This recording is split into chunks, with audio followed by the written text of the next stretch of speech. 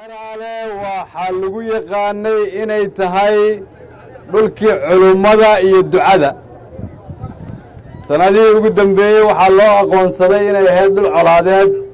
maantay waxaan isugu nimid inaan baabbi'inno taariikhdii 3 sano oo la soo dhaafay ee khaldantay oo aan bilowno taariikh cusub oo ah tii aad hore u lahaan jirteen dhulkii culimmada iyo halyeeyada haddii ilaah yidhaahdo. dhammaan dadka halkan ka soo jeeda oo ilaahay barakeeyey ka dhigay dad aad u badan haddana isku qoys ah kulligood. soomaali kuma jiraan dad sidaas u badan haddana saas isugu qoysa, laakiin nasiib darre ay colaadi soo kala dhex gashay. waxaan aad idinkaga mahad celinayaa labadiinna dhinacba inaad aqbasheen inaad qaadataan dhabi heshiisiin dhab ah, isu timaadaan, iscafisaan, qalbiyada iyo gacmaha isu furtaan.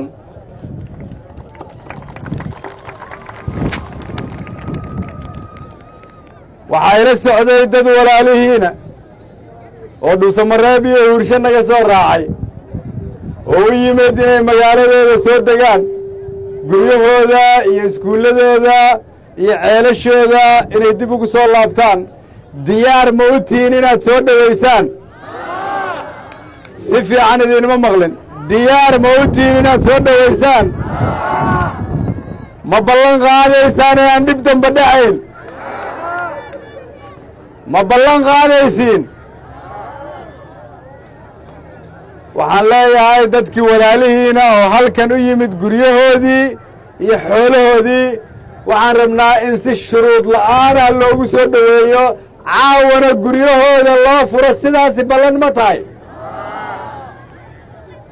halkaas waxaa ka muuqatay inaan karfan guduudan ku xidhnay colaaddii, god aan u qodnay, aan ku duugnay. soo sidaas ma aha?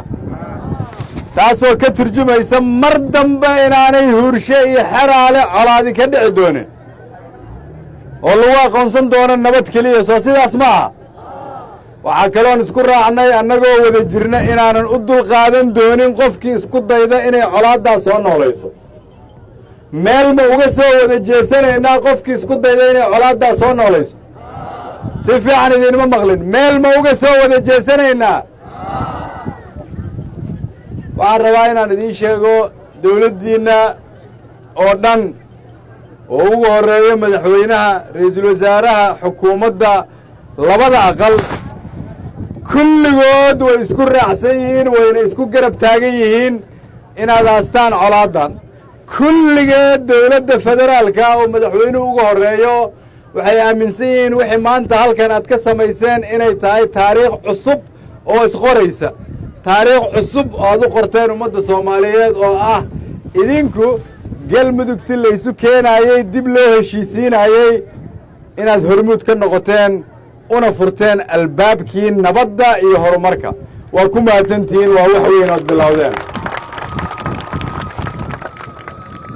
laba habeen ka hor waxaa la lahaa xeraale iyo huurshe maxaan ka yeelnaa? xalo waxaa la lahaa ku dayo huurshe iyo xeraale, ku dayo reer fiqi maxamed. halkaasaad maraysaan, waa idiin ambaleelayaa. taariikhdu waa intaas. waa wiil iyo gabar, waa odayaal iyo dhallinyaro iyo siyaasiyiin ku dhiirada inay sameeyaan wixii hore wax ka duwan. taasaa noo keentay maantay inaan ku guulaysanno inaan godkii ku ridno maradii guduudneed. idinkana reer galmudug ay idin yidhaahdaan waxaan rabnaa inaan ku daysanno. yaa ka fikiraayay 2 maalmood ka hor in la yidhaahdo xeraalaha lagu daysado? caawa waxaad joogtaan inaad tihiin hormuudkii reer galmudug iyo hormuudkii soomaaliyeed. yaanay idinka fakanin, gacantaa laydiin soo geliyey. dhammaan hay-adaha dawladda oo halkan jooga, amni iyo wasaarado, waxaan leeyahay waa inaad 100% la shaqaysaan walaalaheen, la adkaysaan nabadda, la dhuudhuujisaan waxa ka dhiman, tababarka ay doonayaan aad u furtaan, baahida ay qabaan aad kala shaqaysaan. dhammaan hay-adaha horumarinta dawladda waxaan leeyahay laga bilaabo maanta waa inaad la shaqaysaan reer huurshe iyo reer xeraale baahiyaha ay qabaan oo deg degtaana waa inaad sida ugu dhaqsaha badan u caawisaan hay-adaha caalamiga ah oo ka howlgala dalka soomaaliya idinkuna dalkan waxaad u joogtaan inaad ha qabtirtaan baahida dadka soomaaliyeed maanta waxaan joognaa meeshii ugu baahi badneed dhammaan hay-adaha horumarinta iyo gargaarka waxaan leeyahay waa inaad sida ugu dhaqsaha badan u timaadaan huurshe iyo xeraale waana idinkula xisaabtamaynaa inaad caawisaan dadkan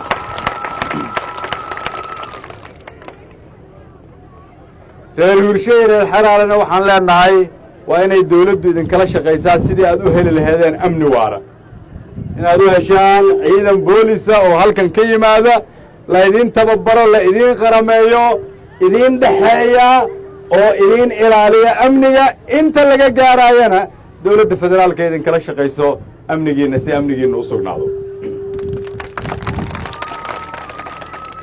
laakiin amniga saxda ah oo muhiimka ah waa midka qalbigiinna ku jira waa midkay tahay inaad iscafisaan waa midkay tahay inaad aqbashaan colaadu waa lagu daalay nabad uunbaa wax lagu hela waa midkay tahay inaad aqbashaan midnimadu inay xoog tahay kala qoqobnaantuna ay hoog tahay waa midda ay tahay inaan halkan ku aragnay dad walaalo ah oon sannado issalaamin inay maanta isi salaamaan waa ina midda aan ku aragnay in wasiir saadaq ay tiraahdo hooyo halkan joogta hooyadiis baana ay hamuun u qaado isaguna sidaas oo kale waa midda halkan joogto ah inay walaalo is arkaan aan horey soo arki jirin lama qaadan karo idinkoo dhashii culummada ah dadkii laga soo gaaray diinta in halkan ay ka dhacaan wax noocaasa mar dambe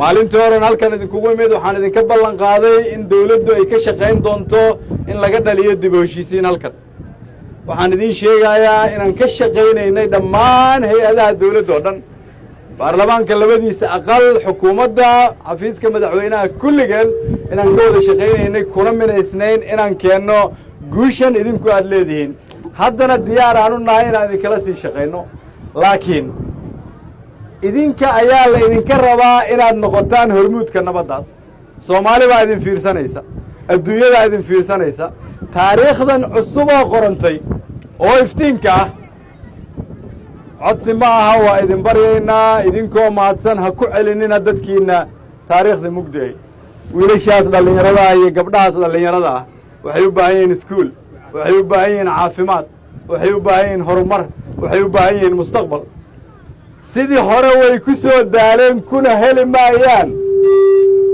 haddii aad ku sii waddaanna adduunyadana waad ku halaagmaysaan aakhirana waa laydinku cadaabayaa